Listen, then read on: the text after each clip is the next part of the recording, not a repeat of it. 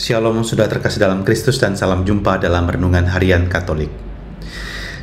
Seringkali terjadi tanpa kita duga, kita merasa bahwa Tuhan berbicara kepada kita secara personal, secara sangat pribadi, tentang sesuatu yang mungkin menjadi kekhawatiran kita, tentang sesuatu yang menjadi impian kita, harapan kita.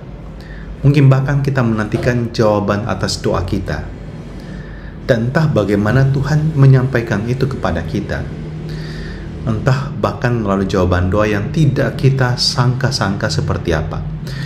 Atau Tuhan mengarahkan kita, petunjuk untuk kita, untuk semakin menyadari apa yang menjadi tanda kasih Dia bagi kita. Dan apa harapan Tuhan untuk kita.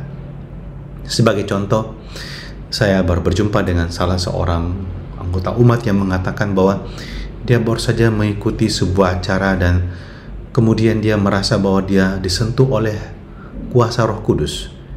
Dia mengalami sukacita yang dalam yang tak dapat digambarkan dengan kata-kata. Dan ketika dia didoakan, sang pendoa mengatakan, Tuhan mau engkau melayani lebih lagi dari sekarang. Anda lihat, surprisingly, tapi itu merupakan jawaban dari pertanyaan dia sendiri mengenai apa yang seharusnya terjadi dalam hidupnya, juga dalam karya pelayanan. Saya mau mengatakan pada Anda, Tuhan yang satu dan sama juga dapat berbicara kepada kita dan mau menggunakan kita dengan caranya. Dan hari ini dalam Injil, Tuhan Yesus juga mengatakan kepada kita tentang Roh Kudus.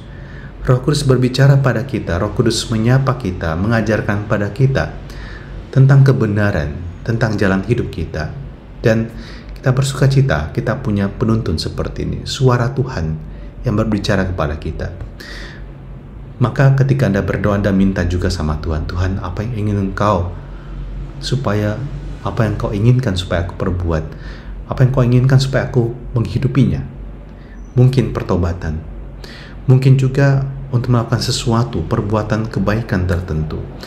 Mungkin juga supaya Anda dapat menuntun orang lain untuk mengenali kebenaran dan kembali kepada jalan kebenaran. Dengan kata lain, membawa orang lain semakin dekat dengan Tuhan. Maka mari kita mohon tuntunan Roh Kudus ini.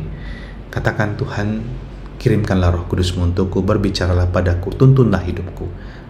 Jadikan aku semakin dekat dengan Engkau, semakin mengenal kehendak-Mu. Terimalah berkat yang Maha Kuasa untuk diri kita dan perjuangan kita sepanjang hari ini. Dalam nama Bapa dan Putra dan Roh Kudus. Amin. Selamat beraktivitas, Tuhan berkati, tetap sehat, semangat, dan tentu jangan lupa untuk bahagia.